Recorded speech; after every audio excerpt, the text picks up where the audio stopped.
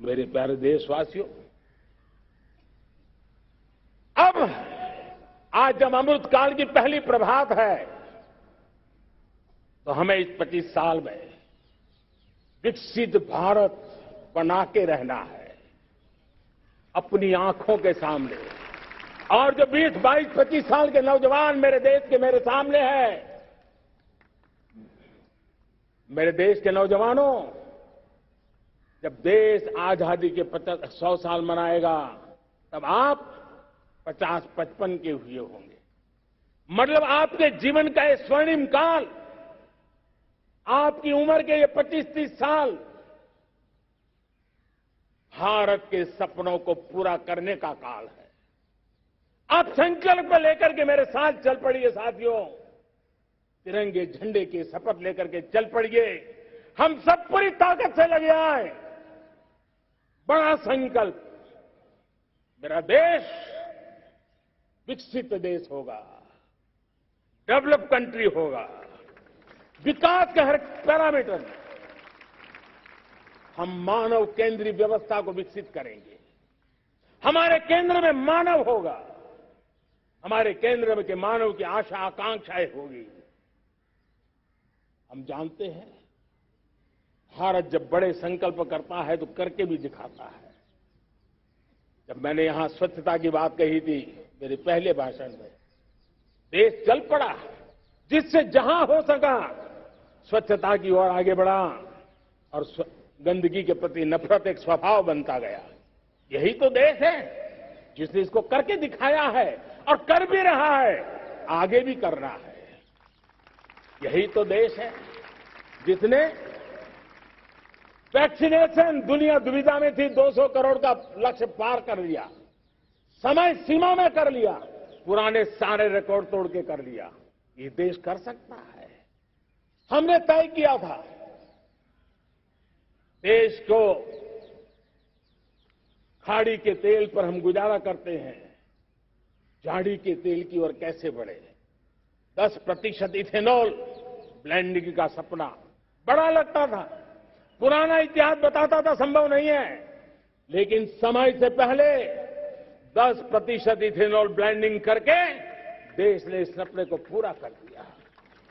भाइयों बहनों, 2.5 करोड़ लोगों को इतने कम समय में बिजली कनेक्शन पहुंचाना छोटा काम नहीं था, देश ने करके दिखाया। लाखों परिवारों के घर में जल से नल, नल से जल, नल से जल पहुंचाने का काम आज देश तेज गति से कर रहा है। खुले में शौच से मुक्ति भारत के अंदर आज संभव हो पाया है। मेरे प्यारे देशवासियों, अनुभव कहता है कि एक बार हम सब संकल्प लेकर के चल पड़े तो हम निर्धारित लक्ष्यों को पार कर सकते हैं। रिन्यूएबल एनर्जी का लक्ष्य हो, देश में नए मेडिकल कॉलेज बनाने का इरादा हो, डॉक्टरों की तैयारी करवानी हो, हर क्षेत्र में पहले से गति बहुत बड़ी है। और इसलिए मैं कहता हूं, अब आने वाले 25 साल बड़े संकल्प के हो। यही हमारा प्राण, वही हमारा प्रण भी होना चाहिए। दूसरी बात मैंने कही है, उस प्राण शक्ति की मैंने चर्चा की है कि गुलामी की मानसिकता। देश की सोचिए भाइयों, कब तक दुनिया हमें सर्टिफिकेट बांटती रहेगी? कब तक दुनिया के सर्टिफिकेट पर हम गुजारा करेंगे?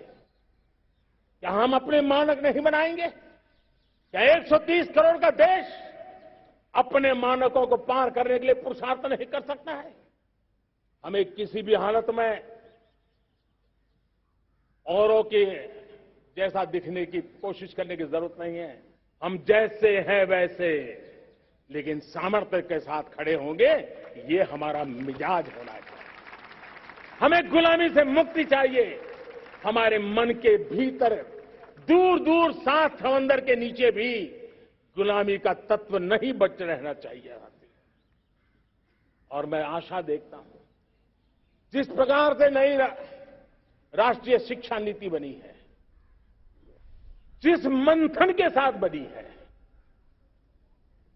कोटि कोटि लोगों के विचार प्रवाह को संकलित करते हुए बनी है और भारत की धरती की जमीन से जुड़ी हुई शिक्षा नीति बनी।